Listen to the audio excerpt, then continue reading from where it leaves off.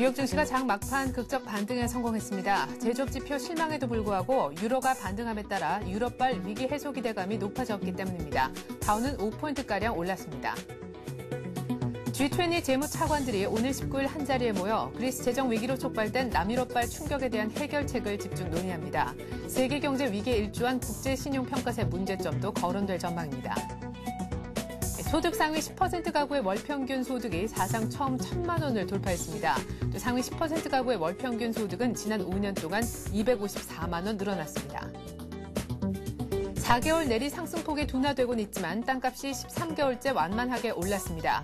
보금자리 주택 등 개발 예정 지역이나 교통 여건이 크게 나아진 곳이 땅값 상승을 이끈 것으로 보입니다.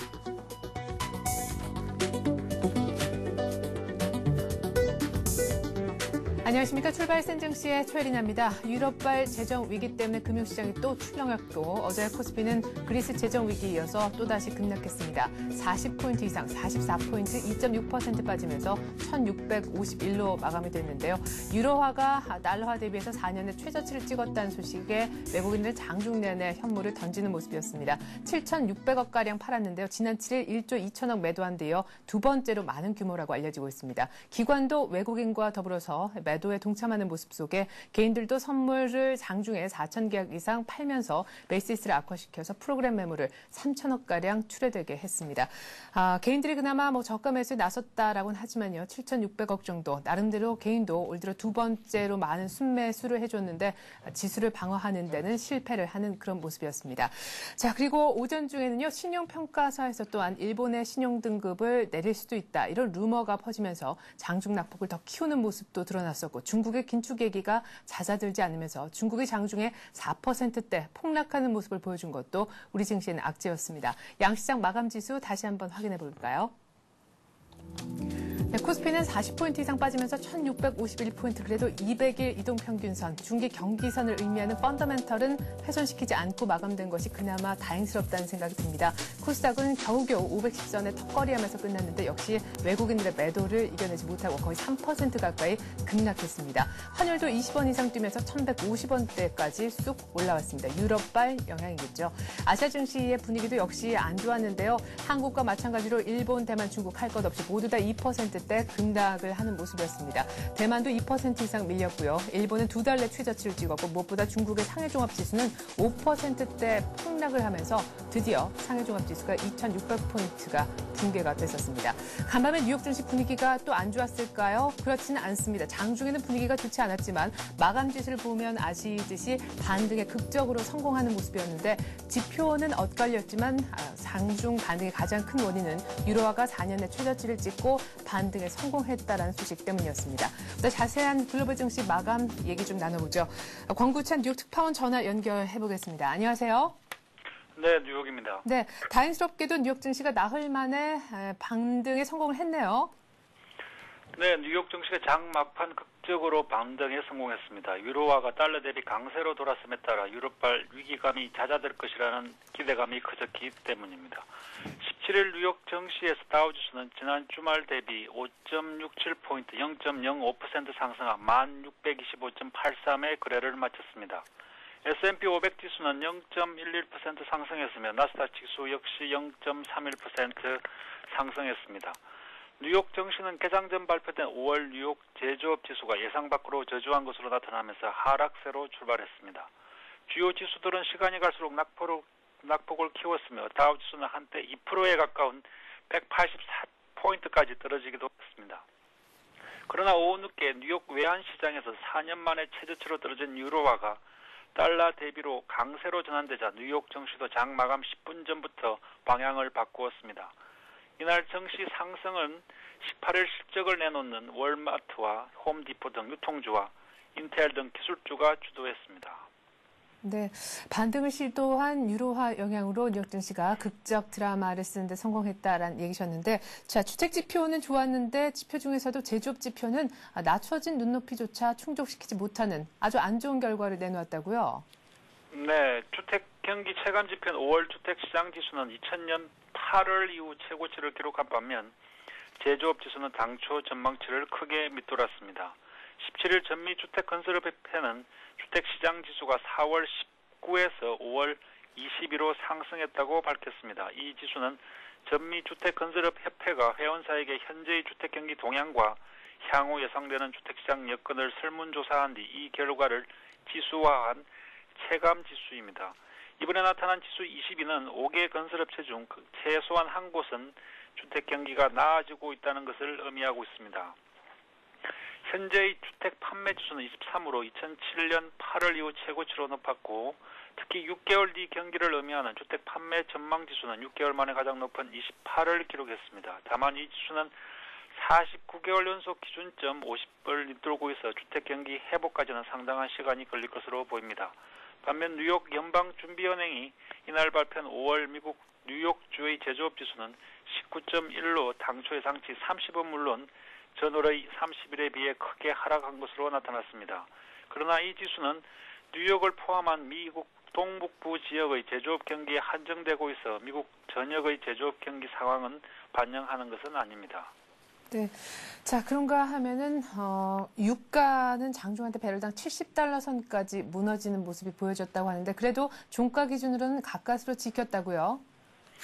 네, 국제 유가는 유럽 재정 위기로 인한 유럽의 긴축이 세계 경제 성장을 더디게 할 것이라는 우려로 큰 폭으로 떨어졌습니다. 이날 뉴욕 상업거래소에서 6월 인도분 서부 텍사스 원유는 지난 주말보다 배럴당 1.55달러, 2.2% 하락한 70.06달러에 마감했습니다. WTI는 장중한테 69.29달러까지 떨어졌습니다. 마감가는 연중 최저치입니다.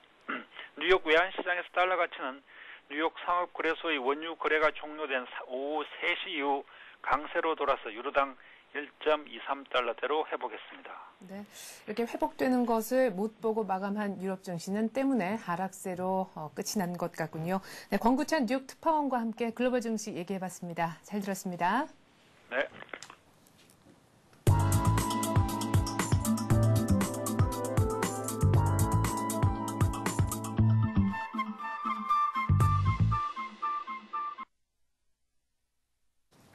네, 뉴스를 통해서 개별주, 테마주 찾아보는 시간입니다. 뉴스로 보는 투자의 맥. 오늘은 신한금융투자 평촌지점 서정함 대리와 함께하겠습니다. 안녕하세요. 네, 안녕하세요. 자, 오늘 첫 번째로 볼 뉴스 어떤 건지 궁금한데 지난주에는 또 삼성 얘기도 해주셨었던 것 같고요. 많은 분들이 사실 삼성 투자에 대한 수혜주를 발굴해 주고 계시거든요. 예, 사실 그런 얘기밖에 할 수가 없는 게 네. 지금 상황을 보면 어제도 이제 삼성자가 들어가는 종목들만 그 하락장에서 이제 폭락을 좀 견디면서 올라가는 모습을 보였습니다. 그렇기 네. 때문에 지금 현재 시장의 모멘텀은 삼성 대규모 투자밖에 없다고 볼 수가 있는데 그래서 제가 오늘 말씀드릴 얘기도 지금 뭐 삼성이 대규모로 투자하기로 했던 AMOLED 사업하고요. 그리고 태양전지 사업에 대해서 좀 말씀을 드리려고 합니다. 그래요. 역시 뭐 먼저 그 AMOLED 그 아몰레드라고 불리는 그 신규 사업에 대해서 좀 말씀을 드리겠습니다. 뭐 역시 투자자분들 이미 다 알고 계실 거고요. 다 알려진 이야기입니다. 삼성이 현재 그 2조 5천억을 들여서 지금 이제 능동용 유기 발광 다이오드 AMOLED에 대해서 이제 차세대 투자를 감행을 하기로 이제 결정을 했습니다. 그리고 그 삼성 모바일 디스플레이라는 회사가 현재 그 삼성전자와 삼성 SDI에 각각 50% 정도 지분 투자를 하면서 네. 보유한 합작사인데요. 바로 이 AMOLED 사업은 이 삼성의 그 모바일 디스플레이가 하도록 되어 있는데요. 네. 현재 충남 탕정에 2012년까지 약 2조 5천억 정도 들여가지고요. 좀 5.5세대 아몰레드 제조 라인을 건설한다고 어제 17일 밝혔습니다. 아무래도 이런 호재는 역시 뭐 중소형 그 AMOLED 관련주에 가장 크게 영향을 미친 것 같고요. 네. 그리고 이미 뭐 한 차례 종목들이 상승해 있는 건 좀 사실입니다. 지금 뭐 아무래도 관련 종목들은 뭐 덕산 하이메탈 그리고 SNU, 대주전자재료 그리고 네. 크로바 하이텍 이 정도 종목들이 있을 것 같은데요. 지금 현재 제가 오늘 말씀드릴 종목은요. 덕산 하이메탈과 그리고 대주전자재료 그리고 SFA 그 장비 회사죠. 네. SFA에 대해서 말씀을 드리려고 합니다. 네. 자, 어느 정도 또 많이 올랐다라고 얘기를 하셨는데요. 어느 정도 올라와 있는 건지 지금 사도 괜찮다라는 말씀 하시려는 것 같습니다. 덕산 하이메탈 얘기부터 좀 구체적으로 들어볼까요? 예, 역시 덕산 하이메탈도요.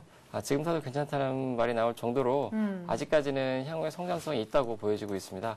덕산 하이메탈 같은 경우에는 현재 그 SMD 삼성 모바일 디스플레이의 4세대 라인의 단독 밴드로 납품을 하고 있고요. 그리고 네. LG 디스플레이 3.5세대 라인에 HIL 그리고 패시베이션 납품 승인 등을 받아놓은 상태입니다. 아무래도 그 AMOLED 유기물 생산 업체로서요. 네. 거의 삼성과 LG 거의 뭐 독점적으로 납품을 하고 있는 상태인데요. 현재 그리고 삼성전자가 그 태블릿 PC S패드에 그 애플사의 아이패드에서 이어서 그 삼성전자 태블릿 PC S패드에도 AMOLED가 그 장착이 될 예정이고요. 네. 그리고 대형 아몰레드 TV까지 만약에 상용화가 된다고 하면은요. 아무래도 덕산 헬메탈 지금의 주가보다는 앞으로 상승할 수 있는 주가가 더 크지 않은가 그렇게 볼 수가 있을 것 같습니다. 그리고 최근에는 좀 외국인의 폭발적인 매수도 있었는데요. 예. 역시 뭐 차트를 보면서 설명하는 게 좋을 것 같습니다. 예. 덕산 헬메탈 최근에 사실상 지금 이제 뭐 일봉 모습인데요. 일봉 모습인데 한 6개월간을요. 사실상 좀 쉬는 것 같다가 쉬는 모습이었습니다. 예. 지금 뭐 거의 요 박스권 요 하단과 상단을요. 지금 놓으면서 계속 쉬는 모습이었었는데 삼성이 투자한다는 사실 얘기가 나오기 전부터요. 네. 박스권 상단을 돌파한 모습이었습니다. 어제 같은 경우에도 하락장에서도 주가가 꿋꿋하게 버티는 모습 보여줬었는데 지금 현재 최고가는요. 최고가 같은 경우에는 작년 9월이었죠. 9월 14일 날 네. 지금 요 21,250원이었습니다. 지금 전고점을 돌파하느냐, 사상 최고가를 돌파하느냐 안 하느냐 그 위치에 놓여 있는데요. 제가 보기에는 돌파할 수 있다고 지금 생각이 되고요. 네. 지금 목표가 같은 경우에는요. 지금 25,000원으로 제시를 해드리고 싶고요. 네. 손절가 같은 경우에는 14,000원 그리고 매입가는요. 2만 원에서 역시 뭐 전일 이제 오늘의 장 상황과 네. 좀 많이 왔다 갔다 하기 때문에 플러스 마이너스 1,000원 정도를 제시를 해드리고 싶습니다. 예. 자, 만약에 덕산 하이메탈 오늘 장이 조금 뭐 반등하거나 한다 할지라도 지금 27,000원 정도에서 어제 중가가 형성이 돼 있는데요. 플러스 마이너스 1,000원까지도 일단은 조금 여유를 더 두셨습니다. 덕산 하이메탈 전고점이 21,200원인데 뚫고 한 25,000원까지 갈 수 있지 않겠느냐 이런 얘기를 해 주셨습니다. 그래요. 수급적인 측면도 아주 살짝 볼까요? 덕산 하이메탈 아까 외국인들이 폭발적으로 사준다고 네. 얘기를 하셨잖아요. 사실상 지금 현재 이렇게 보이는 거래량은요. 현재 이렇게 보이는 거래량 같은 경우에는 외국인 매수에 의해서 이렇게 거래량이 크게 터진 모습입니다. 지금 이런 거래량은 과거에 보시면요. 이 종목이 한 차례 1차 크게 상승을 했을 때 네. 그때 거래량과 좀 마음먹는 비슷한 거래량이 터지고 있는데요. 예. 아무래도 주가의 상승 거래량과도 좀 비례되는 상황이기 때문에요. 현재 거래량을 가지고는요. 사상 최고가를 경신할 수 있는 위치에 와 있다고 생각하고 만약에 오늘 사상 최고가를 경신한다고 하더라도요. 네. 충분히 매수로 접근할 수 있는 그런 상황이라고 좀 판단이 됩니다. 그래요. 앞서서 저희가 조금 얘기를 나눠봤었던 오늘의 센 전략에서도요. 역시 지금 같은 장에선 용기 있는 자의 어떤 그 용기가 좀 필요한 장이 아닐까. 왜냐하면 가는 사상 최고가 내는 종목들만 유일하게 또 더 가는 그런 장이라는 얘기를 좀 들어봤었는데 역시나 비슷한 전략이신 것 같습니다. 다음으로는 어떤 종목 볼까요? 아마 이쪽 아몰레드주가 다 비슷한 차트일 것 같은데요. 예. 지금 뭐 같은 유기 사업을 이제 하려고 시행하려고 계획 중인 그 대주전자재료에 대해서 말씀을 드리려고 합니다. 네. 사실상 대주전자재료는요, PDP용 전자재료와 그리고 전도성 페이스트 그리고 AMOLED 발광 소재를 지금 계획 중에 있습니다. 거의 뭐 완성 단계에 와 있고 그 제품 출하도 가능한 상황이라고 이제 그 예견이 되고 있는데요. 네. 1분기 영업이익이요 현재 9억 3,400만 원으로 흑자 전환을 했고요. 그리고 AMOLED 발광 소재 개발에 성공을 했고, 그리고 태양전지용 전극 재료 역시 지금 개발에 착수한 상태입니다. 그렇기 때문에 지금 최근에 오른 것들은 아무래도 그런 기대감에 오른 것 같고요. 네. 그리고 아무래도 흑자 전환이라는 큰 호재가 있었기 때문에 주가가 이렇게 크게 상승을 할 수 있지 않았나 지금 생각이 되고 있습니다. 네. 그래서 지금 현재 뭐 차트를 보시면은요, 대주전자재료 역시 지금 꾸준하게 올라온 모습을 볼 수 있습니다. 그리고 역시 어제 그런 좀 뭐 폭락장에서도요, 주가가 뭐 하락을 좀 어느 정도 막고 오히려 종가에는 지금 플러스 1% 정도로 상승하는 모습 보여줬었는데 예. 역시 지금 어제 같은 하락장에서도 상승하는 종목을 살 수 있는 그런 좀 용기가 있으신 투자자분들이 예. 최근 장에서는 오히려 수익을 낼 수 있는 장이라고 판단이 되고 있어요. 그래서 대주전자재료 같은 경우에는 목표가를요, 지금 이제 이렇게 상승하는 추세를 그대로 따라가 봤습니다. 추세를 그대로 따라가 봤을 때요. 네. 목표가는 단기 목표가입니다. 17,000원 제시를 해드리고 싶고요. 손절가 같은 경우는 9,800원입니다. 그리고 매입가는 전일 종가에서 멀지 않은 13,500원에서 플러스 마이너스 1,000원 정도를 제시를 해드리고 싶습니다. 예. 자, 대주전자재료는 근데 그 수급을 보니까 외국인들이 좀 전에 말씀하셨던 덕산 헬메탈만큼 관심을 보이고 있지는 않은 것도 같아요. 예, 지금 아무래도 지금 현재 아까 말씀드린 유기 전자재료, 발광 소재를요. 이제 막 개발하는. 예, 뭐 개발에 지금 성공한 상태고, 만약에 성공했으면은요. 역시 뭐 대형사인 삼성과 LG 쪽으로 납품할 확률이 높기 때문에 지금 같은 상황에서는 이렇게 좀 크게 상승하는 모습을 보였다고 하는데요. 제가 보기에는 그런 것들이 개발이 착수되고 만약에 수주 쪽으로 수주 모멘텀이 이어진다고 하면은요. 네. 글쎄요, 지금에서는 충분히 더 추가적으로 상승이 가능할 수 있을 그런 상황이고 아까 제가 말씀드린 것처럼 흑자 모멘텀 역시 아직까지 존재하기 때문에요. 네. 그런 것도 좀 비중을 두면서 생각을 해보시는 게 좋을 것 같습니다. 네, 알겠습니다. 자, 다음으로 한 종목 정도만 더 볼 텐데 아까 SFA 얘기도 좀 하셨던 것 같거든요. 삼성에서 이제 지분 투자했다고 해서 굉장히 민감하게 반응했던 그런 종목이잖아요. 예, 사실 SFA가 삼성 지분 투자로 크게 좀 상승을 했고 역시 지금도 상승하고 있는 종목인데요. 네. 역시 뭐 FPD 반도체 제조 장비하고요, 물류 시스템을 하는 그런 물류 시스템 설비를 하는 업체입니다. 네. 역시 지금 삼성이 아까 제가 말씀드린 대로 충남 탕정에 5.5세대 AMOLED 제조 라인 건설을 한다고 하면서요. 아무래도 이렇게 물류 시스템 설비가 역시 다시 한번 모멘텀을 띌 수가 있고요. 그리고 삼성 LCD 사업에 삼성 LCD 8세대 제조 라인에 역시 5조를 투자하기로 했습니다. 그렇죠. 아무래도 이런 제조 장비, 물류 시스템 설비 업체에 대해서는 뭐 이거보다 큰 호재가 있을 수가 없게 되기 때문에요. 역시 AMOLED 관련 종목으로 관련 장비 업체로 묶어가지고 제가 좀 말씀을 드리고 싶고요. 네. 주가 역시 지금 뭐 크게 상승을 한 상황입니다. 제가 보기에는 지금 뭐 오히려 버블이라고 네. 봐도 좋을 정도로 주가는 주봉으로 봤을 때도 엄청 올랐는데요. 예, 주봉으로 봤을 때도 역시 뭐 크게 상승을 한 상황입니다. 네. 뭐 정고점 같은 경우에는 76,700원이지만은요. 현재 가격은 67,500원이고요. 지금 뭐 단기간에 상승을 하면서 그리고 거래량도 폭발을 하면서 굉장히 부담스러운 위치에 있지만은요. 네. 뭐 역시 이런 종목들 계속 조정받고 올라가고 조정받고 올라가고 현재 이런 5일선을 보시면서 매매를 하시는 게 좋으실 것 같아요. 만약에 이런 종목들이 지금 이런 5일선을 갖다가 크게 이탈하는 상황이라고 하면은 주가가 꺾이면서 큰 조정을 받을 수도 있습니다. 네. 그렇기 때문에 물론 이제 아무래도 단기 투자 그리고 분산 투자 쪽으로 접근하셔야 되는데요. 하지만 역시 장에서 상승하는 종목들이 오늘도 상승할 것으로 예상이 되기 때문에 네. 이런 종목도 역시 눈여겨볼 만한 종목으로 판단이 됩니다. 네, 알겠습니다.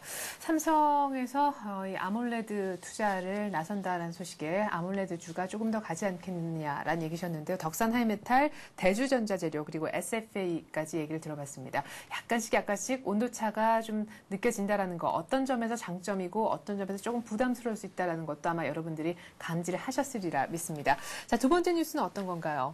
예, 두 번째 뉴스는 제가 저번 주에 말씀드렸던 태양 전지 사업에 관한 뉴스를 다시 한번 말씀드리려고 합니다. 사실상 제가 저번 주에 말씀드렸을 때는요, 삼성에서 태양 전지에 얼마를 정확하게 투자하겠다는 얘기가 나오기 전 상황이었거든요. 그러면서 이제 제가 그날 말씀을 드리고 사실 주가는 한 차례 크게 상승을 하는 상태입니다. 하지만은요, 지금 태양광 LED 두 종목이 시장에서 강하기 때문에 다시 한번 말씀을 드리고 제가 저번 주에 말씀드렸던 SKC 솔믹스나 오성 ST에 좀 더 세부적인 사항을 좀 알려드리려고 합니다. 예.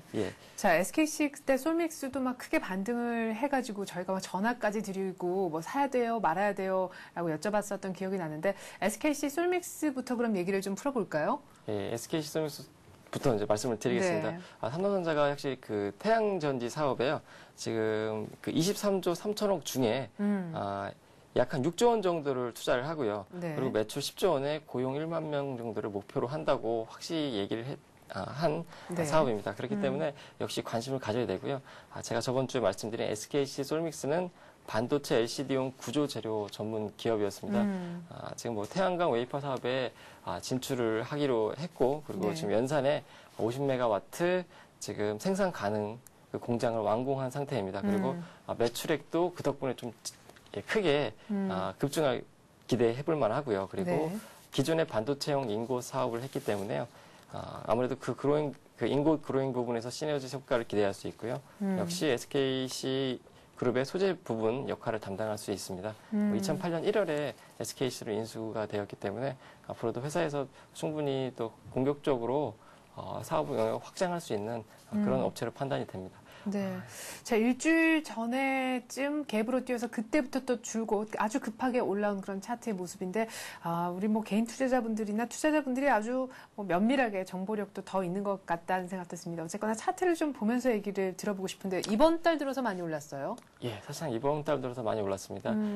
정확히 말하자면 삼성에 투자하기로 한 뒤부터 좀 많이 올랐어요. 네. 많이 올랐는데, 지금 보시면은 제가 그때 말씀드린 것처럼요, 요 8,000원, 요 세 번에 걸쳐가지고 도전했던 요 8,000원대를 만약에 이날 깨서 올라간다고 하면은 추가적으로 상승 여력이 있다. 맞아요. 제가 그때 예. 말씀드렸었는데, 그래서 뭐 종가에도 만약에 이 8,000원 선을 넘어서 그래가지고 이제 그 전고점을 넘어선 상태로 끝난다고 하면은 종가 부분에 매수를 할 만하다 네. 말씀드렸었습니다. 역시 지금 그 종가 부분에서 가격을 버티고 나니까는요, 지금 다시 한번 크게 상승하는 모습을 보여주고 그러네요. 있습니다. 거래량도 많이 늘었고요. 그리고 뭐 기관도 굉장히 관심을 보이고 있습니다. 네. 역시 뭐 차트를 보더라도요. 그래서 지금 뭐 접근하시기에 부담스럽다 하시는 분들도 계실 수가 있을 것 같습니다. 하지만은요, 지금 현재 시장에서 받아들여지고 있는 이런 태양전지 사업이나 아니면 이런 지금 웨이퍼 공급 부족 얘기가 나오고 있으면은요. 그래서 지금 상승한 것보다는 추가적으로 더 상승이 가능할 것 같아가지고요. 목표가를 약간 조정을 제가 좀 했습니다. 예. 목표가 조정을 했는데요. SKC 소믹스 같은 경우에는 현재 매입가는 지금 전일 종가가 좀 9,800원인데요. 네. 예, 9,800원에서 플러스 마이너스 1,000원 역시 그 정도 전해드리고 싶고요. 그리고 지금 목표가 같은 경우에는요, 지금 10,000원 근처에 와 있는데 추가적으로 충분히 10% 정도, 15% 정도 상승할 수 있다고 생각이 되기 때문에요. 네. 11,000원 좀 우선 단기 목표가로 좀 정해드리고 싶습니다. 네. 이미 주가는 사상 최고가에 와 있습니다. 네. 그렇기 때문에 지금 이 회사의 성장성 같은 것들을 뭐 주가를 환산해서 정확히 목표가를 제시해주기 힘들기 때문에 그렇죠. 오히려 수익률 면으로 접근해서 11,000원, 10% 정도 11,000원 단기적으로 제시해드리고 싶고요. 손절가는 역시 제가 그 전에 말씀드린 것처럼요. 8,000원?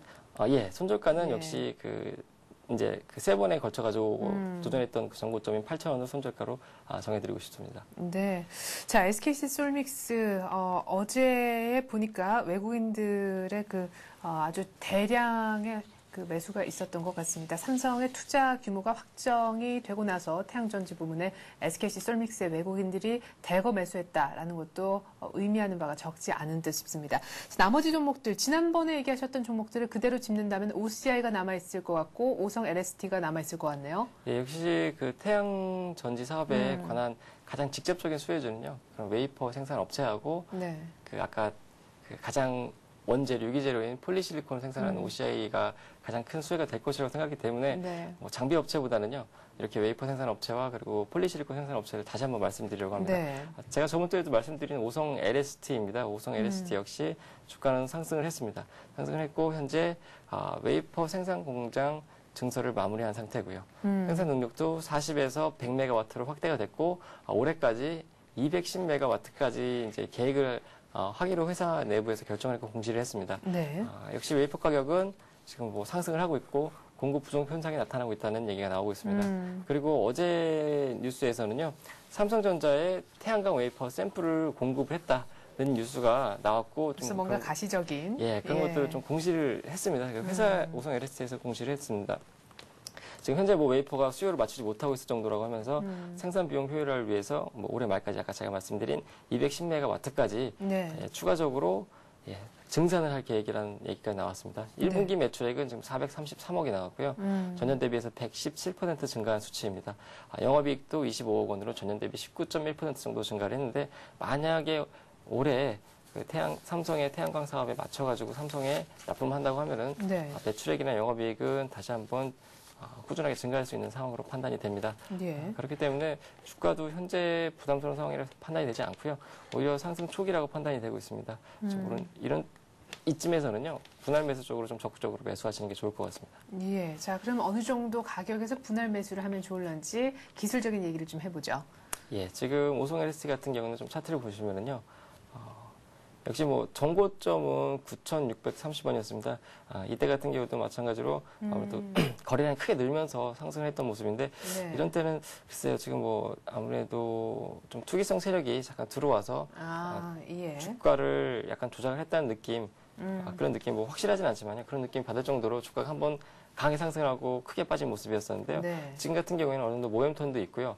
회사가 영업이익이나 매출액도 좀 안정되게 나오고 있고 향후 성장성을 예상할 수 있기 때문에 글쎄요, 저런 형태의 주가는 저런 형태의 주가 흐름이 다시 나오지는 않을 거라고 생각이 들면서 이 종목을 네. 말씀드리고 있습니다. 전일 종가가 7,690원이었습니다. 7,690원이었었는데요.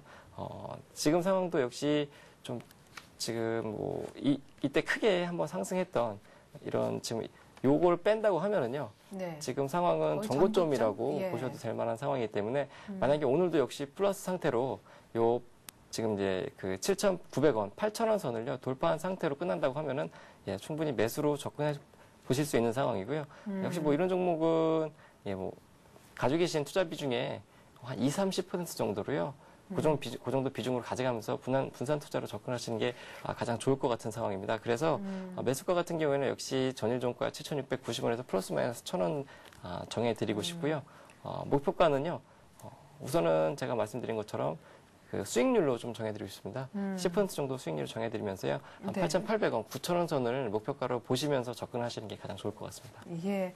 자, 언뜻 SKC 솔믹스가 지난주에 보여줬던 차트의 모습이 아닌가 싶기도 합니다. 8,000원대 뚫으면 훅 간다고 하셨는데 지금 바로 그 돌파하기 바로 직전의 모습. 이럴 때 좀 잘 따라 매수를 하셨으면 좋겠습니다. 자, 다음으로 OCI 얘기만 좀 해보고 마무리를 짓죠. OCI는 뭐 크게 말씀드릴 사항은 없을 것 같고요. 이 종목 같은 경우에는 다들 내용은 잘 아시겠고. 예, 꾸준하게 이제 하락하던 차트에서 지금 이제 조금 완만하게 상승 차트로 돌아서는 상황입니다. 네. 1분기 영업이익 1,463억 전년 동기 대비해서 지금 한 62.5% 급증한 게 이제 가장 좀 눈에 띄는 상황이고요.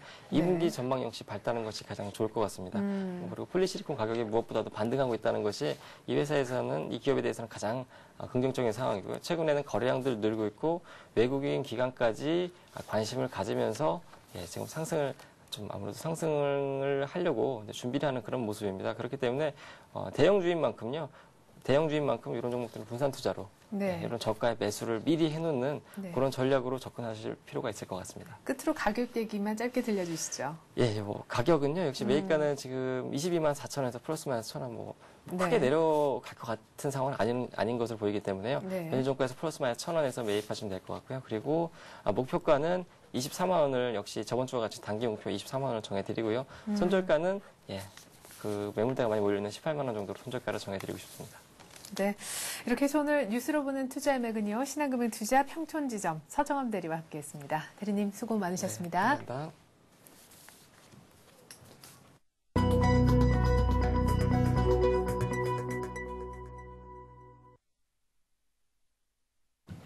네, 5월 18일 화요일 우리 주식시장 이제 막 개장을 했습니다. 뉴욕 증시가 나흘 만에 극적으로 반등에 성공을 했기 때문에 우리 증시도 오늘 아침에 나쁜 흐름은 아니지 않겠느냐. 장 막판 10분 동안 플러스로 끌어올린 모습이었는데 다우는 장중에 180포인트 이상 2% 가까이 급락했었다가 플러스 5포인트로 멋지게 반등에 성공하는 모습이었습니다. 우리 증시도 시초가에서 나쁘지 않은 흐름이 예상되는데요. 지금 시초가 분석해드리겠습니다. 화면 함께 보시죠. 네, 현재 코스피는 8포인트 뛴 1659, 그리고 코스닥도 5포인트 상승한 515포인트에서 출발하고 있습니다. 자, 거의 다 반등을 하는 그런 모습이죠. LG 디스플레이와 하이닉스 정도만 1% 내외로 빠지고 있습니다. 삼성전자 우선주 많이 올랐었기 때문에 약간 조정이 있는 것 같고요. 롯데쇼핑과 NHN, KTNG만 좀 숨죽이고 있을 뿐, 전반적으로 1% 내외씩은 다 반등을 해주는 분위기입니다. 코스피가 1660선도 막 회복을 하고 있는데요. 자, 삼성전자 어제만 3%대 급락을 했었죠. 79만 원도 하회를 했었는데 아직까지도 79만 원까지 회복은 안 되는 모습입니다. 자, 포스코는 45만 원 밑에서 무조건 싸기 때문에 사야 된다 이런 얘기도 있지만 아직까지 업황이 완전히 턴하지 않았다 이런 분석도 지금 맞붙고 있는 그런 상황입니다. 포스코 어제 또 무디스가 신용등급 더 내릴 수 있다라는 것에 검토 얘기가 나오면서 또 4%대 급락하는 모습이 있었죠. 현대차가 어제 2% 내리더니 오늘 곧바로 하루 만에 반등하고 있고요. 삼성생명이 어제 증시의 화두였었습니다. 공모가 11만 원 하회했다라고 해서 상장 나흘 만에 꼬리 내렸다라는 분석들이 많았는데요. 오늘도 역시나 반등을 하고 있긴 합니다. 나름대로 다른 시총 상위주에 비해서 만만치 않은 상승폭을 보여주고는 있지만 공모가를 아직까지 회복은 못하고 있습니다. 공모가 대비 1,000원 정도 빠진 상태에서 거래가 시작되고 있습니다. 네, 신한지주도 오늘은 플러스 쪽으로 반등을 하는 모습이고요. 한국전력도 어제 4% 급락했기 때문에 1% 이상 오르고 있습니다. LG화학도 조금 조용하게 진행이 되는 모습이고요. 모비스가 어제 기아차와 더불어서 장중에 사상 최고가 냈었는데 기아차는 약간 조정받고요. 모비스는 오늘 그냥 좀 조용한 둘 다 보합권에서 움직여주고 있습니다. KB금융이 어제 5% 급락했었죠. 신한지주보다 훨씬 더 많은 폭의 하락이 있었기 때문에 또 빠르게 되돌리는 과정이 있고요. 현대중공업도 어제 조선주 유럽발 악재 때문에 크게 내렸었습니다. 섹터 분위기도 안 좋았었는데 오늘 1% 정도 반등을 하고 있습니다. 자, LG디스플레이와 하이닉스도 어제 좀 약했었습니다. 삼성 쪽에서 투자 얘기가 나오면서 공급 과잉 얘기 또 경쟁사로서 주가가 강할 수 없었는데 오늘 1.5% 정도 나란하게 내리고 있습니다. 오늘 시장 대비해서 조금 많이 빠진다라는 느낌도 두 종목에서는 느껴지네요. 자, 기아차도 약간 조정했지만 여전히 31,600원 비싼 가격인 것 같고요. 우리금융이 어제 8%대나 급락을 했었는데 오늘 1% 정도밖에 반등하고 있지 않습니다. 조금 걱정됩니다. 좀 빠르게 올라왔으면 좋겠는데요.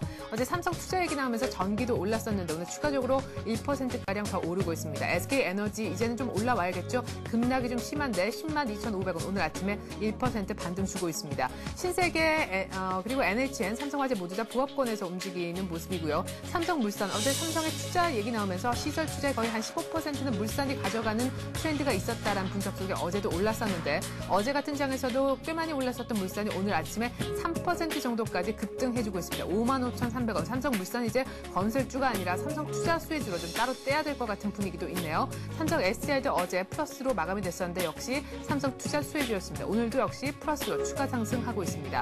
자, 코스피가 1660까지 회복을 했다가 다시금 또 소폭 내려서는 양상입니다. 자, 코스닥도 분위기를 짧게 보죠. 서울 반도체가 오늘 2% 급등하면서 어제 낙폭을 하루 만에 만회를 하고 있고 어제 시총 12주 중에서 유일하게 올랐었던 소지프 신소재가 오늘도 상승 흐름 보여주고 있습니다. 셀트리온만이 반등을 지금 겨우겨우 조금 힘겨워하는 그런 모습인데요. SK 브로드밴드 그리고 다음 모두 다 1% 이상씩 빠르게 반등하고 있습니다. 포스코 ICT도 어제 낙폭 좀 깊었었죠. 5% 정도대 낙폭 보여줬었는데 1.5% 되감고 있고 SK컴즈도 어제 한 6%대 오늘 한 반 정도 회복을 하고 있습니다. 주성 엔지니어링과 네오이즈 게임즈 모두 다 뭐 한 5%대 급락했었는데 오늘 1% 역시 반등 주고 있습니다. 자, SFA가 5.6%나 급등하고 있습니다. 좀 전에 저희가 서정함 대리하고 얘기를 좀 해봤었는데요. 역시 삼성의 대규모 투자에 따른 수혜가 좀 예상된다는 분석이 주가에 힘을 실어주는 듯합니다. 5% 급등하고 있고 덕산 하이메탈도 역시 차트까지 봤었죠. 4% 오늘 아침에 급등합니다. 어제 12%나 급락했었던 성광밴드는 한 4분의 1 정도 오늘 회복하고 있습니다. 태광도 한 2% 정도 반등. 하지만 미미하죠. 차발면 기어스텍도 어제에 이어서 오늘도 상승세를 유지해주고 있고 동국 SNC도 소폭이나마 올라와주고 있습니다. 우리 ETI에만 약간의 차실험 매물이 나오는 것 같네요. 네, 현재 코스피는 1658. 외국인은 현물을 오늘도 사주는 분위기는 아닌 것 같습니다. 보다 자세한 출발 상황 분석 전문가 통해서 들어보는 시간 갖죠. 우리투자증권의 박성훈 연구원 전화 연결하겠습니다. 안녕하세요. 네, 안녕하십니까. 네, 뉴욕 증시가 반등해서인지 약간의 반등은 있네요. 네, 지난 주말 급락했던 미국 주요 주시가 소폭 상승한 가운데 국내 증시도 상승으로 출발하며 전리 급락했다는 반등을 시도하는 모습입니다. 현재 코스피는 6포인트 올라서 1658포인트를 기록하고 있고요. 투자 주체별로 보면 지난 이틀 동안 1조 원가량 매물을 내놓으며 국내 증시를 압박했던 외국인이 오늘도 다시 150억 원가량을 매물을 내놓고 있는 상황입니다. 업종별로 보시면 의료정밀, 전기가스, 건설, 기계은행 등 전일 하락폭이 컸던 업종들이 이제 좀 업종들을 중심으로 반등세를 좀 보이고 있고요. 다만 이제 의약품이라든가 음식료 등 일부 방화적 업종들만이 소폭 약세를 보이고 있는 상황입니다. 시가총액 상위 종목 가운데서는 삼성물산, KB금융, GS건설을 비롯한 일부 건설주들이 강세를 보이고 있고요. 이 밖에 삼성테크인, 모에르퍼시백, 한국전력, 기업은행도 강세를 보이고 있는 상황입니다. 네, 어제 유로존 공포 또 중국의 긴축 우려도 계속해서 나오고 유로화도 급락하고 이런 상황 속에서 어제 증시 마감하고 난 다음에 1620선까지도 하락에 대한 가능성을 열어둬야 된다 이런 얘기가 있는데 오늘 아주 소폭 반등하고 있긴 하지만 여전히 1620에 대한 가능성 열어둬야 맞는 얘기입니까? 오늘 증시 하루 동안 전망을 좀 해주신다면요. 네. 이후에 재정안정기금 설립 소식으로 잠시 한숨 돌렸던 글로벌 증시가 유로 약세와 각국의 재정 긴축에 따른 경기 둔화 우려로 변동성이 다시 확대되고 있습니다. 그러나 최근 부각되고 있는 유로존 붕괴 및 경기 둔화 우려는 기후에 그칠 가능성이 높다고 보는데요. 우선 유로존의 붕괴 우려는 현실화될 가능성이 낮아 보입니다. 유로 문제 해결을 위한 각국의 의지가 견고할 뿐 아니라 지난해 이제 두바이 사태와 이번 유로발 재정 위기를 통해 글로벌 금융시장의 안정을 위협할 수 있는 요인들이 부상할 때마다 주요국들의 정책 공조와 위기 대처 능력에 대한 신뢰가 형성되고 있기 때문입니다. 두 번째로는 이번 사태가 장기화되지만 않는다면 글로벌 경기에 큰 타격을 입지는 않을 것으로 전망되고 있습니다. 최근 유로존의 크레딧 위기에도 불구하고 유로존의 3월 산업 생산은 증가세가 확대되고 있고요. 유럽의 최대 경제국인 독일도 경기가 꾸준한 개선세를 보이며 유로존의 경기 회복세를 이끌고 있습니다. 미국 역시 고용지표에서 반전이 뚜렷하게 나타나며 향후 경기 회복세가 이어질 것임을 시사하고 있습니다. 이를 감안한다면 최근의 유로존 체제 불안정성과 경기 둔화 우려는 과도한 측면이 있다고 보고요. 지난주 일제히 급락했던 글로벌 증시가 다소 안정을 되찾는 조짐이 나타나고 있는 그런 점과 최근 조정으로 코스피의 PR이 과거 순환적인 경기 둔화 국면에서 볼 수 있던 극심한 저평가 상태라는 점을 감안한다면 현 수준에서 코스피가 추가적으로 급락하기보다는 일정한 하방 경직성을 유지하며 이후 반응성을 모색하는 그런 장세 흐름으로 이렇게 이어질 것으로 이렇게 전망되고 있습니다. 네. 근데 문제는 우리 경기의 펀더멘털도 양호하고 아직까지 저평가라는 것이 충분히 알려졌음에도 불구하고 외국인들이 앞서서 얘기하신 것처럼 유럽발 악재에 다소 민감하게 반응하면서 우리 증시에서 조금 발을 빼려는 쪽으로 방향을 선회하고 있는 것이 조금 찜찜한 부분이 아닌가 싶은데요. 글쎄요. 앞으로 어떤 식으로 전략을 세워야 될지 모르겠습니다. 하방 경직성이 어느 정도 확보가 되면서 증시가 약간의 조정을 기간적으로 보이지 않겠느냐 이런 뉘앙스로 얘기를 하셨는데 하방이 언제쯤이 바닥인가 여기에 대한 확인이 이루어졌다라고 보시는 건가요? 아직은 좀 그걸 예단하기는 어렵습니다. 네. 일단 오늘 그 외국인이 250원가량 순매도하고 있는 점에서 볼 수도 있듯이 외국인은 아직까지 위험 자산에 대한 회피 심리는 여전히 좀 남아있다고 좀 보여지고요. 또 이번 사태가 유로존 국가들의 구조적인 문제에서 비롯된다. 유로존 내에서도 국가별로 처한 상황이 다르다는 점에서 보면 문제가 해결되는 과정에서도 일종의 진통을 겪을 가능성이 있고 그런 가운데 주식시장도 일시적으로는 1600선 초반까지 떨어지는 그런 가능성도 여전히 남아있다고 봅니다. 다만 현 수준에서 밸류에이션 측면에서 보면은 현재 수준이 거의 2005년 이후 금융위기를 제외한다면 상당히 낮은 수준에 머물고 있다는 점에서 귀의 영역으로 지금 주식시장이 진입했다고 좀 보여지고요. 그런 측면에서 현 시점에서는 좀 매도 대응보다는 저가 매수의 기회를 노리는 그런 투자 자세를 좀 강조하고 싶어서 그런 차원에서 말씀드렸던 겁니다. 네, 잘 들었습니다. 우리 투자증권 투자정보센터의 박성훈 연구원이었습니다. 귀에 좀 엿보면서 저가 매수에 동참하자라는 얘기셨습니다. 고맙습니다. 네, 감사합니다. 네, 자 계속해서 채권시장과 외환시장의 분위기도 보겠습니다. 유로화가 소폭이나마 반등을 했기 때문에 뉴욕이 올랐다라는 얘기 앞서서도 전해드렸었는데요. 여기에서 또 조금 원달러 환율에 대한 얘기가 당연히 들려왔겠죠. SK증권의 염상훈 연구원 통해서 역의 상황부터 체크를 해보겠습니다. 안녕하세요. 안녕하세요. 네, 오늘 얼마에 출발하고 있는지 또 역의 상황은 어땠는지요? 네, 여기 환율은 4원 정도 하락을 했습니다. 역시 유로화가 소폭 좀 안정이 되면서 원화도 좀 같이 안정되는 모습을 보였고요. 현재 원달러 환율은 이제 1148원에서 49원 정도로 여전히 좀 불안한 가운데 여기 환율의 하락분을 충분히 반영하지 못한 채로 전일 대비해서는 이제 한 3원 정도 하락한 채로 출발하고 있습니다. 네.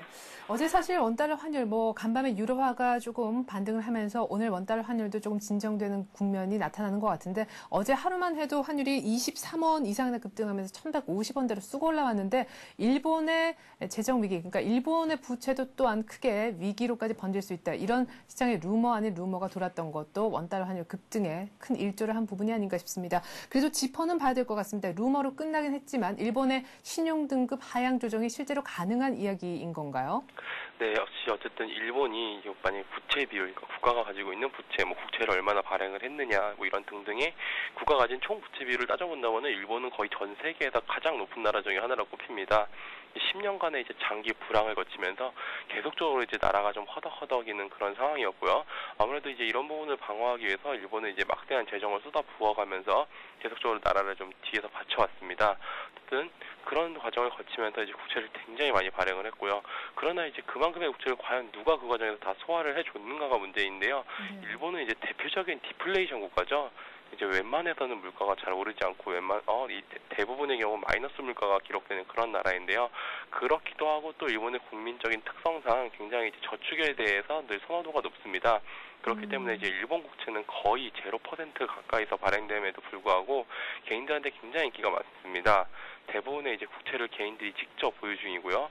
국채 발행이 또 많이 되긴 했지만 어쨌든 자기가 국가 입장에서 남한테 빌린 돈도 많긴 하지만 일본이란 정부 입장에서 남한테 빌려준 돈도 굉장히 많습니다. 그렇기 때문에 이제 이 둘을 서로 상쇄를 해서 채권과 채무를 상계를 할 경우에는 결국 어쨌든 일본 정부는 순채권국이다. 그렇기 때문에 부채 비율을 이렇게 정확하게 놓고 따져보면은 일본이라는 나라는 그렇게 크게 위험하지 않습니다.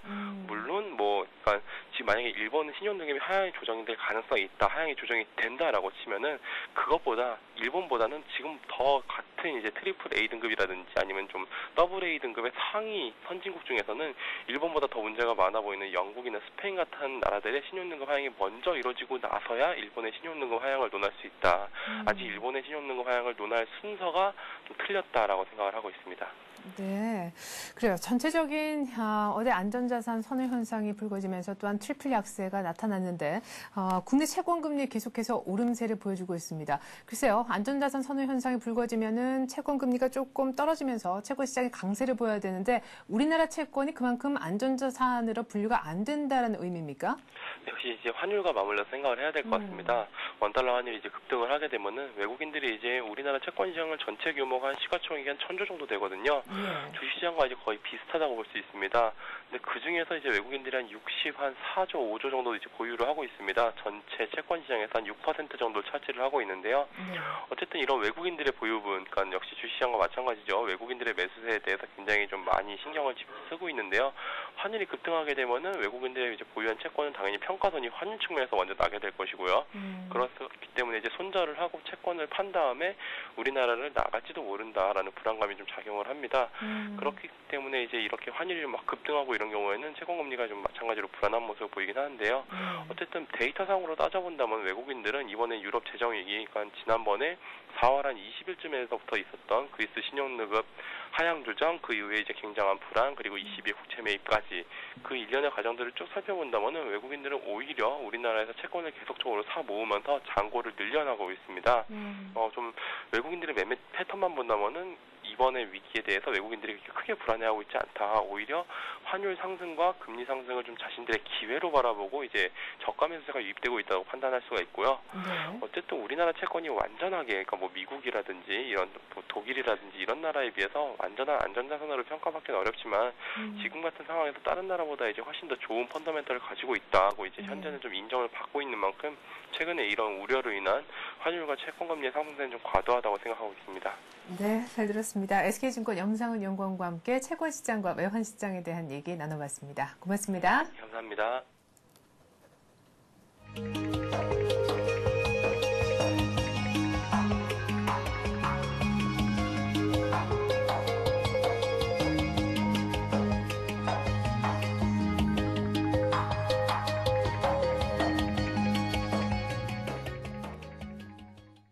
네, 1662포인트로 출발했었던 코스피, 뉴욕 증시가 소폭 반등을 했었기 때문에 우리 증시도 아주 소폭이나마 양시장 모두 반등했었는데요. 중간중간 출발 상황 분석 그리고 외환시장, 채권시장 출발 상황 들어보는 와중에 코스피가 하락 반전된 것이 눈에 띕니다. 현재 코스피는 1650선도 살짝 깨고 내려갔다가 겨우 1650이란 지수까지 올라온 상황입니다. 이거 뭐 장 열린 지 한 10여 분 만에 다시금 하락 반전된 게 어제 심상치가 않은데요. 오늘 자세한 투자 전략 세워보겠습니다. NH투자선물 리서치센터 이진우 센터장과 함께 말이죠. 안녕하세요, 센터장님. 네, 안녕하세요. 네, 자 계속해서 관망하라. 아직까지 시장이 어떻게 흘러가는지 아무도 모른다 이런 얘기를 하셨던 것 같은데 오늘 장 일단 어떻게 보시는지요? 오늘 장요? 예. 오늘 장 그다지 뭐 힘이 없어 보이죠? 예. 네. 일단은 뭐 어제 유럽이나 뉴욕 증시가 장중 흐름이 안 좋았습니다. 유럽은 초반에 뭐 기술적 반등 차원에서 좀 이렇게 상승 출발했습니다만 결국 국가별로 이렇게 혼조세, 오히려 시세판이 파랗게 하락 쪽으로 끝난 쪽이 더 많이 보이고, 네. 뉴욕 같은 경우에 다우가 184포인트나 급락하다가 장 막판에 또 한 30분 정도 남겨두고 이렇게 플러스 마감에 성공한 그런 흐름인데요. 네. 여기서 지금 최근 우리가 이제 주목하셔야 할 것은 이머징 증시들이 조금 흔들린다는 얘기입니다. 2010년 접어들었을 때 초반만 하더라도, 그리고 불과 얼마 전까지만 하더라도 계속해서 상대적으로 이머징 국가들의 양호한 펀더멘털, 그리고 성장 가능성, 뭐 이런 것에 초점을 뒀습니다만, 지금 왜 자금들이 빠져나가느냐 하는 부분이죠. 예. 이머징 증시에 들어왔던 해외 자금들이 이제 빠져나가다 보니까 이런 상황이 됐고, 우리 국내 증시도 벌써 수급 구도가 완전히 역전되어 버렸습니다. 외국인은 계속해서 팔고 있고, 팔아도 많이 팔죠. 네. 거기에 대해서 이제 결국 우리 국내 연기금이나 개인들이 사주는 그런 구도가 됐습니다만, 일단은 그렇게 보셔야 됩니다. 7,500억 유로 규모의 유럽의 구제금융 패키지. 7,500억 유로를 갖다 생으로 그냥 윤전기 돌려서 돈 찍어낸다고 볼 수는 없는 거고요. 네. 시장에 있는 자금을 또 유럽 쪽으로 끌어들여야 한다는 것이고, 그 중에 일부는 또 이제 유럽 중앙은행이 이제 국채 매입을 통해서 실제적인 돈을 더 찍어내는 양적 완화 정책도 가미되겠습니다만, 결국 이 지구촌안에 굴러댕기는 돈이 어디로 갔다가 어디로 또 결국 풍선의 바람이 왔다 갔다 하듯이 말이죠. 그렇게 한다면은 유럽 쪽으로 지금 자금이 필요하다는 것이고, 그렇게 이제 빠져나가는 흐름. 그 다음에, 그리고 이건 또 뭐 상식적인 얘기입니다만, 우리 같은 경우에 2008년 10월, 아니면 선진국 증시들 같은 경우에 2009년 3월부터 네. 금년 한 4월, 5월까지, 5월 초까지 그동안 얼마나 올랐느냐를 한번 생각해 보신다면은, 통상 뭐 70%, 60%, 뭐 이런 식이죠. 네. 종목별로 보면 뭐 더블, 뭐 따더블도 나왔습니다. 제가 상식으로 접근하자는 얘기는, 지금은 제로금리 시대죠, 이른바. 네. 우리나라도 기껏해야 은행 예금 3%도 안 나오는 시절입니다. 이런 상황에서 1년 남짓하는 사이에 50% 이상의 수익이 났다. 그 다음에는 뭐 갈 길이, 그렇게 또 그 다음 그 이후에도 또 50%, 그 이후에도 50% 이런 식의 수익이 난다는 거는 네. 이런 도깨비 방망이 있을 수가 없는 거죠. 예. 그렇게 상식적으로 접근하셔야 될 것 같고, 그 다음에 우리가 5월 5일 어린이날 쉬고 와서 굉장히 혼이 났었습니다. 그죠? 네. 다우가 900포인트 급락, 누군가 장난이 없잖아 있었을 겁니다. 예. 그날 900포인트까지 빠지는 장을 만들었고, 그 900포인트 하락하는 시점에도 누군가가 샀다고 본다면은, 그렇게 빠지는 어떤 투매가 나오게끔 유도한 세력이 그 밑에서도 받아 챙겼다고 본다면은, 그날 하루만 해도 번 게 얼마며 그 이후에 반등도 얼마냐. 그러나 지난 금요일부터 또 다시 유럽, 미국이 흔들리고 있다 하는 측면에서 지금 어느 쪽이 추세고 어느 쪽이 조정인가를 살펴야 된다는 얘기죠. 네. 4월 말까지는 상승이 추세였고 중간중간에 밀리는 게 조정이었다고 본다면은, 지금 5월 이후는 그 누구도 장담할 수 없는 거고 사후적으로 확인되겠습니다만, 지금은 뭔가 분위기가 바뀐 것 같단 말입니다. 네. 한 번씩 출렁출렁 크게 빠지는 이쪽이 추세라면은, 네. 그 어떤 단기 급락에 대한 어떤 숨고르기 형태의 반등, 이것이 오히려 조정으로 보이는 측면이란 얘기죠. 그렇게 된다면 뭐 전략은 뭐 간단하게 나옵니다. 지금 내가 없는 주식 사겠다고 들어가는 거 좀 이상하고, 예. 오히려 한번 이렇게 급락장 때마다 이렇게 줄어들었던 수익률, 그것이 어떤 반등이 나올 때 조금 회복된다면은 일단 한번 정리하고 나오는 그런 상황. 자, 지금 이제 뉴욕 증시가 막판 반등했고, 네. 유로도 어제 조금 미국발 금융위기 당시에 저점, 뭐 1.2, 뭐 한 50 정도, 80 정도, 그것도 더 내려서는, 네. 지금 이제 미국발 금융위기 때의 유로의 가치보다 지금 이제 유럽 자체적인 문제, 그리고 유로화에 대한 신뢰가 무너지면서 유로가 부러지면서 지금 더 2008년 때보다 더 낮은 유로로 갔는데, 네. 저기에는 분명 유로화에 대한 국제적인 환투기 세력들이 공격도 가미되었다고 보셔야 됩니다. 네. 그래서 일단 전저점 붕괴, 이런 것은 통상적으로 더 이상 추가적인 급락이 나올 때가 더 많으나, 지금 같은 경우는 워낙에 투기적인 유로 매도 세력들이 많았다 보니까 원했던 레벨이 깨지니까 또 차익 실현도 나오고 하는 차원에서 반등으로 보셔야 됩니다. 네. 그런 상황이고, 오늘 우리 시장 자체가 코스피가 이렇게 강하게 시작했다가 또 밀리고 외국이 계속 팔고 있고 네. 환율도 마찬가지예요. 지금 막 45원대까지도 이렇게 밀렸던 환율이 지금 금방 52원, 전일 대비 해봐야 뭐 이런 남짓 하락, 이런 네. 약세는 지금 시장 분위기가 지금 달라졌다 하는 것을 갖다가 인식해 주셔야 합니다. 그래서 지금 이제 시청자 여러분이나 투자자 여러분께서 이제 세게 들으셔야 되는 것은 네. 시황과 전망 가운데 옥석을 가리셔야 될 때예요. 시도 때도 없이 그냥 주식 사라. 그저 빠져도 주식 사라.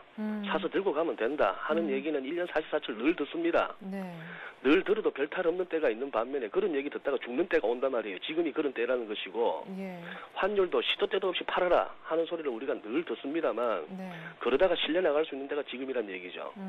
그러니 지금은 좀 이렇게 긴 호흡으로 가져야 됩니다. 지금 여기서 뭐 한 며칠 빠지다 또 이렇게 오를 수 있겠거니 하는 그런 차원이 아니고 지금 유럽발 재정위기 이 부분은 오히려 7,500억 유로라는 전무후무한 전대미문의 규모를 들이댔습니다만 시장은 뭐라고 얘기하나 하면은 돈을 보여달라는 얘기예요. 돈을 7,500억 유로 너가 진짜 만들어낼 수 있는가 하는 부분이고 실제 그 정도의 어떤 유럽연합 차원에서 제시한 그 대책이 실효성이 있는가 하는 부분하고 실제 그렇게 됐을 때 그 이후에 닥칠 부분에 대해서도 시장은 걱정하기 시작했다는 얘기거든요. 네. 뭐 이거는 큰 얘기가 되겠고 예. 작은 얘기로 이 주식 그렇게 끌어올려줘도 외국인이 파는데 무슨 감당할 재간이 그렇죠? 있겠습니까? 네네. 예, 그러니 지금은 공격적인 전략, 공격적인 어떤 투자 자세는 조금 위험할 때라는 거 그거 염두에 두시고 나가셔야 될 것 같네요. 네. 자, 외국인이 파는 증시 적어도 뭐 유로화가 정말 정확하게 좀 올라오기 전까지는 글쎄요, 비중을 조금 축소해야 되는 그런 장이 아닐까. 매수는 네. 조금 신중해야 되는 그런 장이 아닌가라고 얘기를 했는데 그러면 센터장님, 네. 뭐 IT 자동차 주도주는 간다 이런 얘기도 이제 다 끝난 건가요? 뭐 길게 봐서 더 갈 수도 있겠고 예. 이른바 뭐 PER이 우리가 상대적으로 낮다 하는 이런 접근 방법도 다 이렇게 설득력이 다 있다고 봅니다. 네, 급락하니까 이 얘기가 쑥 들어갔어요, 지금. 네, 급락하니까 쑥 들어가는 얘기죠. 네. 쑥 들어갔는데 글쎄요. 저기 지금 이렇게 보셔야 됩니다. 유로화의 급락을 네. 우리 주식 투자하시는 분들도 좀 이렇게 염두에 두셔야 되는 것은 유로화가 많이 빠진다 하는 얘기는 유로화가 약세로 간다는 얘기죠. 그것은 적어도 우리나라의 뭐 그 비중은 상당히 상대적으로 적습니다만 대유럽 수출은 줄어들 수밖에 없는 것이고요. 네. 그리고 전반적인 지금 유가 보세요. 어제 배럴당 70불도 더 떨어졌습니다. 네. 뭐 천정부지로 치솟던 비철금속 가격들도 꺾이기 시작하고요. 지금 이것은 참 미스테리이기도 하고 참 쉽게 설명이 안 되는 부분인데 그렇게 여기저기서 돈 많이 찍어낸다고 하고 금리도 낮다고 하는데 왜 이렇게 자산 돈이 가격이 없는지. 예. 올라가지고 인플레 걱정을 해야 되는데 스페인은 지금 디플레이션 얘기를 하고 있는 그런 상황이란 말이죠. 네. 이렇게 자산 가격들이 떨어지기 시작한다는 얘기는 이것은 결과적으로 세계 경제 주체들이 돈 지갑이 줄어든다는 얘기입니다. 이것은 결국은 그만큼 이렇게 소비가 줄어들 것이고 그만큼 우리가 전 세계적으로 수출을 통해서 내다 팔 물건들이 줄어든다는 얘기는 우리 경제적으로 좋을 게 없다는 얘기죠. 네. 자, 저 친구 왜 저렇게 비관적인 소리만 하느냐라고 하시는 분도 계시겠습니다만 현실을 직시하셔야 되는 것은 지금은 호황도 아니요. 우리가 지표상으로 나타나는 어떤 경기 호조세에 현혹되어서는 안 된다는 얘기죠. 네. 뭐 실업률 같은 거 보면은 우리가 뭐 3.8%입니다. 우리가 100명 중에 서너 명이 지금 실업자 상태이냐? 그렇지 않다는 얘기죠. 우리 한국뿐만이 아니라 모두가 그렇습니다. 그런 상황에서 우리가 실제 느끼는 체감, 경기 그런 것들을 감안한다면은 지금은 분명히 어려운 시기다 하는 것이고 여기다 대놓고 또 낙관론자들과 항상 간다고 하는 사람들은 그러죠. 또 주식은 꿈을 먹고 가고 또 그렇게 또 이렇게 뭐 절망 가운데 또 암벽을 타고 오른다 이런 식의 예. 어떤 시장 격언을 얘기합니다만 그것도 통할 때가 있는 거지. 지금 거의 리만 사태급 내지는 그보다 더 큰 여파가 올지도 모르는 그런 것. 그것은 네. 우리가 지난주에 경험했다는 거 아닙니까? 시장이 네. 훅 갈 수 있다는 것을. 네. 그런 상황에서 한번 숨 돌리기 차원이 왔을 때 그걸 가지고 또 이렇게 끝났다, 위로 간다라고 흥분하는 것은 그거는 오바란 얘기죠. 네. 자, 뭐 단기 반등 주는 것에 너무 현혹되지 말고 지금 트렌드가 뭐가 메인스트림인지 냉정하게 한번 생각해보자 이런 얘기셨습니다. 네, 너무 감사합니다. 잘 말씀드려 주시고 또 잘 정리해 주셔서 저도 항상 감사하게 생각합니다. 아유, 예. 아유, 뭐 네. 항상 깊이 있는 분석 감사드립니다. NH 투자선물 리서치센터의 이진우 센터장이었습니다. 고맙습니다. 네, 감사합니다. 네. 자, 현재 코스피 다시 한번 봅니다. 1660선에서 계속해서 왔다 갔다 부합권이었는데 한 이 정도 선에서 조금 치열하게 수급이 진행이 되나 싶었더니요. 웬걸요 8포인트나 하락하면서 1642포인트로 어제 종가 대비 더 많이 빠졌습니다. 자, 코스피의 일봉 차트를 놓고 봤을 때 전 저점은 1652포인트였습니다. 네, 지난 7일이었던가요? 5월 7일 날 급격히 빠졌던 바로 그날의 저점이 1650인데 오늘 종가 기준 그것보다 더 빠지면 시장에서 어떤 얘기가 나올지 제가 더 궁금하네요. 마켓앤 센 증시로 다시 돌아오겠습니다. 고맙습니다.